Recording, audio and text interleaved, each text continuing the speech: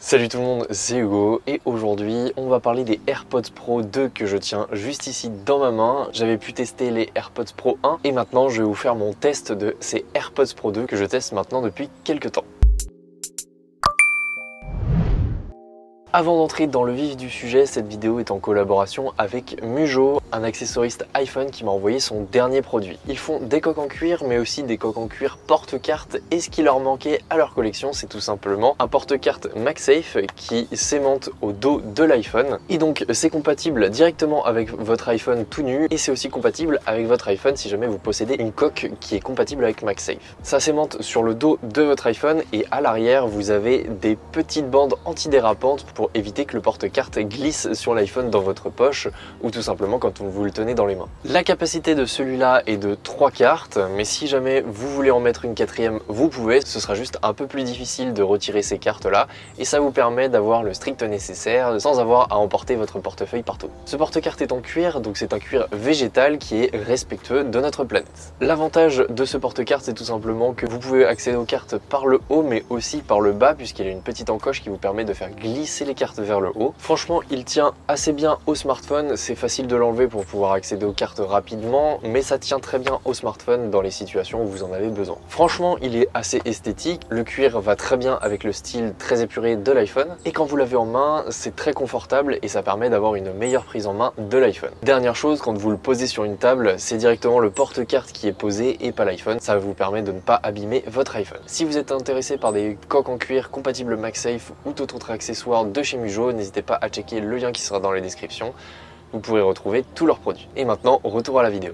Alors du coup, qu'est-ce qu'il y a de nouveau sur ces AirPods? Tout simplement, la première nouveauté, c'est ce qu'on retrouve sur le boîtier. On retrouve deux choses différentes par rapport aux AirPods Pro 1. C'est tout simplement des haut-parleurs qui sont en dessous du boîtier, à côté de la prise Lightning, qui nous permettent d'émettre un son si jamais vous avez perdu vos écouteurs ou si jamais vous voulez charger vos écouteurs. Effectivement, quand vous mettez à charger vos écouteurs, que vous mettez la prise Lightning, il y aura un petit bruit qui confirme que vos AirPods sont en train de charger, en plus de la petite LED qui se trouve à l'avant de ces AirPods Pro 2. Il y a aussi une petite attache sur le côté droit de ces AirPods Pro 2 qui sont un peu l'élément différenciant des deux au premier coup d'œil. Et tout simplement sur cette petite encoche, vous allez pouvoir y glisser un porte-clés ou tout simplement un AirTag, même si ce ne sera pas forcément utile puisque vous pouvez directement localiser vos écouteurs à partir de l'application Find My ou localiser en français. Donc à vous de personnaliser vos AirPods Pro 2 comme vous le souhaitez. Sur les écouteurs, vous avez une petite bande noire, donc un capteur qui est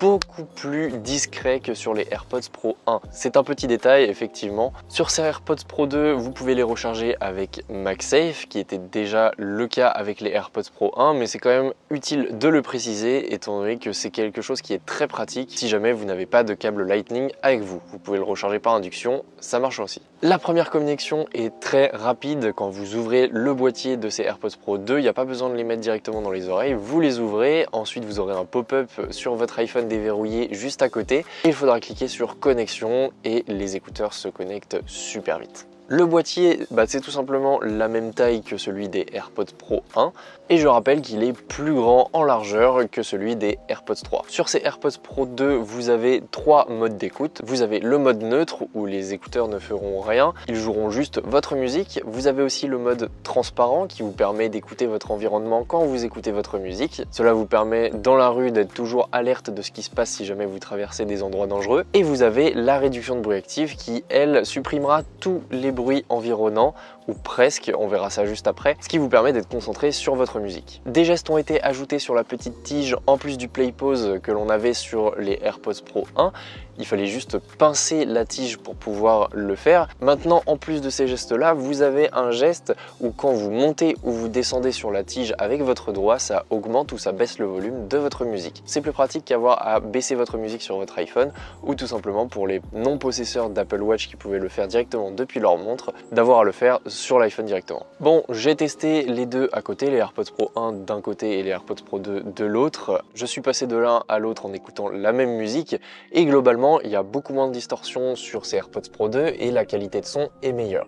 Laissez-moi vous expliquer. Les aigus sont un peu moins criards et les basses sont un peu plus rondes. On sent que ces changements sont très légers pour ceux qui sont pas forcément alertes au niveau de la qualité de la musique, mais moi personnellement j'écoutais sur Spotify effectivement en très haute qualité tout le temps et forcé de constater que les AirPods Pro 2 sont meilleurs. En tout cas, c'est plus agréable pour les oreilles d'écouter la musique dans les AirPods Pro 2 que dans les AirPods Pro 1. Cependant, effectivement, c'est pas flagrant pour les possesseurs de AirPods Pro 1 qui testeront les Pro 2. Il faudra chercher la différence et il faudra les mettre tous les deux dans les oreilles pour vraiment voir la différence. En revanche, du côté de la réduction de bruit active, il y a plus de choses à dire. Effectivement, quand vous activez la réduction de bruit active sur les AirPods Pro 1 et sur les AirPods Pro 2 ensuite, vous ressentez que les fréquences hautes, donc les bruits un peu plus aigus, et tout simplement, ils sont encore dans vos oreilles. Il n'y a que la réduction de bruit passive, donc les petits embouts, qui enlève ces bruits-là, ou du moins la réduction de bruit active atténue ces bruits-là, mais elle ne le supprime pas complètement. Par exemple, on s'entend quand même taper sur un clavier quand on a le mode réduction de bruit activé. En tout cas, quand le son que l'on écoute est à 25% du volume des AirPods. Par contre, effectivement, là où on va avoir une différence, c'est dans les basses fréquences, donc dans les bruits un peu plus sourds. J'ai testé dans ma voiture avec le moteur allumé et la ventilation qui fait un bruit assez sourd. Et j'ai mis les deux écouteurs et les AirPods Pro 2 sont bien plus efficaces. Là, c'est flagrant, il n'y a pas de débat. Les AirPods Pro 2 sont bien plus adaptés à par exemple une foule ou tout simplement un bruit de véhicule qui roule. C'est vachement plus agréable d'écouter sa musique comme ça. Donc, est-ce que ça justifie l'argument de la keynote comme quoi les AirPods 2 sont 2 fois plus efficaces en réduction de bruit actif que les AirPods 1? À mon avis, c'est pas forcément le cas, même si c'est un argument marketing. C'est le cas effectivement dans les basses fréquences, mais pas dans les hautes fréquences, donc je ne pourrais pas dire que ce soit 2 fois plus efficace en général. Encore une fois, c'est mon avis, vous pouvez avoir un avis différent dans les commentaires. Écrivez-le moi d'ailleurs. Maintenant, parlons des choses qui fâchent, la batterie. Quand j'ai reçu ces écouteurs, le boîtier était à 45% de batterie. Les écouteurs étaient full et j'ai mis mes écouteurs à 13h45 et j'ai arrêté l'utilisation de ces écouteurs à 19h. J'avais de la musique non-stop dans les oreilles ou alors un stream, mais j'avais toujours du son dans les oreilles. La batterie des écouteurs à la fin était